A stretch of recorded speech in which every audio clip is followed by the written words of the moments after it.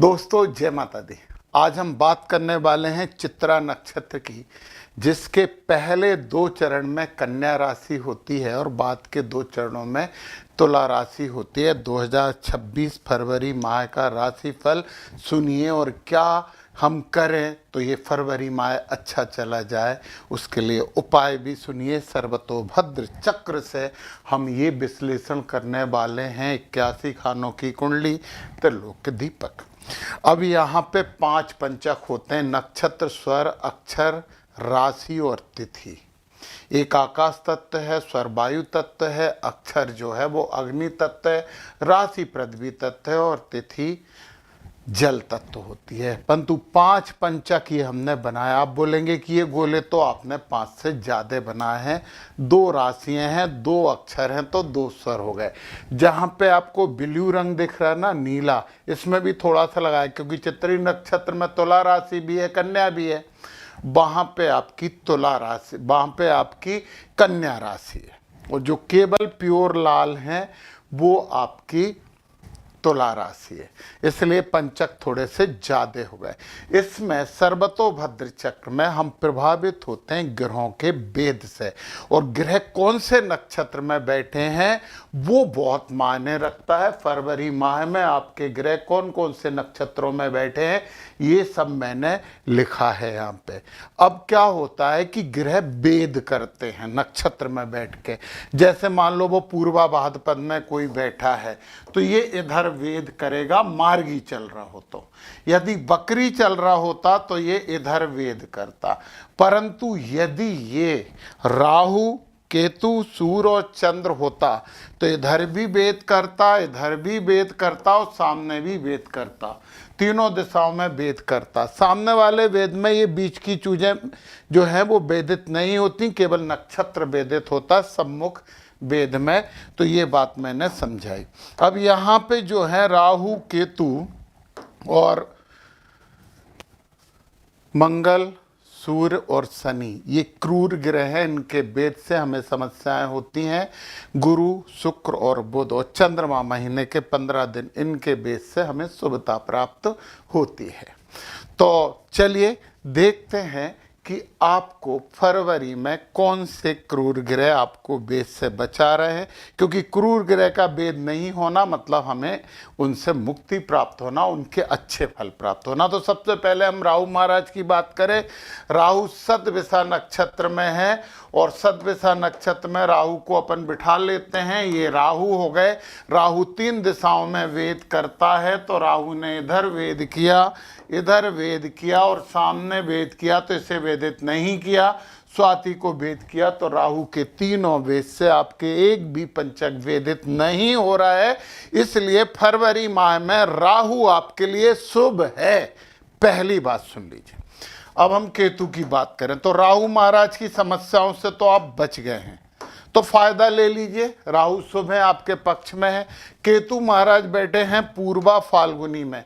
यहाँ पे हमने केतु को बिठाया। एक वेद इधर कर रहे हैं, एक वेद इधर कर रहे हैं और एक वेद इधर कर रहे हैं।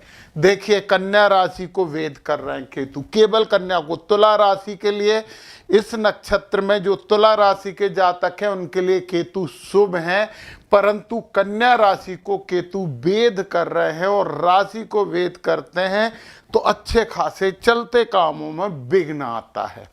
तो विघ्न विनाशक गणपति जी की आराधना की जाए। कोई भी काम शुरू करने से पहले गणेश जी की आराधना, कोई सा भी मंत्र पढ़ सकते हो, ओम गम गणपते नमः भी आप पढ़ सकते हो, या एक मंत्र याद कर लीजिए, वक्रतुंड महाकाय सूर्यकोटि समप्रभा निर्विघ्नं कुरु मे देव सर्व कार्येषु सर्वदा। तो ये मंत्र आपके लिए बड़े शुभ और सिद्ध हो जाएंगे। तो कन्या राशि वालों को केतु की समस्या नहीं होगी। तुला को तो केतु पक्ष में है। चलिए अब हम बात कर लेते हैं शनि महाराज की। शनि भी क्रूर ग्रह हैं। उत्तराभाद्रपद में शनि बैठे हैं और शनि एक ही दिशा में वेद करते हैं। एक ही दिशा, मार्गी हो तो ऊपर, बकरी हो तो नीचे। और शनि महाराज आपको रत्ती भर भी प्रभावित नहीं कर रहा है। मतलब शनि आपके पक्ष में, राहु पक्ष में है, शनि पक्ष में। तुला वालों को केतु भी पक्ष में है, और कन्या वालों ने तो केतु को सुधार लिया है ना। तो बहुत अच्छी बात है, फायदा उठाइए फरवरी माह का। राहु के बाद अब हम यहाँ पे बात कर लेते हैं सूर्य की। सूर्य 3 दिशाओं में वेद करते हैं, तो श्रवण में है, 6 को धनिष्ठा में जाएंगे, सूर्य यहाँ है, 6 को यहाँ आ जाएंगे और फिर 19 को यहाँ आ जाएंगे। तो अपन सबसे पहले श्रवण में जब सूर्य हैं तब देखते हैं। श्रवण में सूर्य हैं तो पहले और दूसरे चरण यानी केवल कन्या राशि वालों के जो तिथि है उससे वेद कर रहे हैं। और जब तिथि वेद होती है तो हमें भय होता है, अज्ञात भय होता है, डर होता है, और जो उच्च वर्ग होता है, जो प्रशासनिक वर्ग होता है, उससे समस्या होती है। और सूर्य जब समस्या दे रहे हैं तो आदित्य हृदय स्तोत्र का पाठ करेंगे अपन, सूर्य भगवान को जल चढ़ाएंगे। इधर के वेद से तो कुछ नहीं हो रहा, हाँ इसके वेद से कृतिका हो रहा है, ये वेदित नहीं माना जाएगा। चलो अब जब सूर्य यहाँ आ गए, 6 तारीख को मैंने कहा था सूर्य यहाँ आ जाएंगे। अब सूर्य जब यहाँ आएंगे तो फिर ये क्या करेंगे, फिर ये जो वेद कर रहे हैं वो तुला राशि के लिए हो गए, ये तिथि तुला राशि के लिए हो गई। फिर मैंने बोला कि वो ही अज्ञात भय होगा, सूर्य भगवान को जल चढ़ाइए तुला राशि वालों, परंतु कब, 6 के बाद। फिर 19 की बात करें तो 19 तारीख के बाद सूर्य महाराज का आशीर्वाद आपको मिलने लगा है। 19 तारीख के बाद सूर्य महाराज आपके पक्ष में हैं। तो एक इम्पोर्टेंट बात यह है कि 19 तारीख के बाद आप कोई भी प्रशासनिक कार्य, टेंडर फेंडर लेना है तो जाके काम करिए, जरूर मिलेगा, क्योंकि सूर्य का वेद नहीं हो रहा है तो वो आपके पक्ष में है।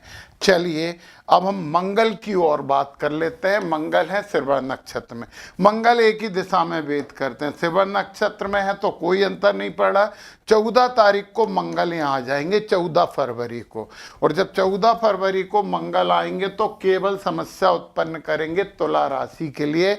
और तुला राशि गाड़ी सावधानी से चलाओ जातक, और हनुमान जी की आराधना करो, बिल्कुल बब्बा को गुड़ चने चढ़ाओ मंगलवार के दिन, बहुत अच्छा होगा। ओम हम हनुमताय रामदूताय नमः, ये बहुत बड़ा मंत्र है आपके लिए, इसका जाप करिए तो मंगल के दुष्प्रभाव से आप बच गए।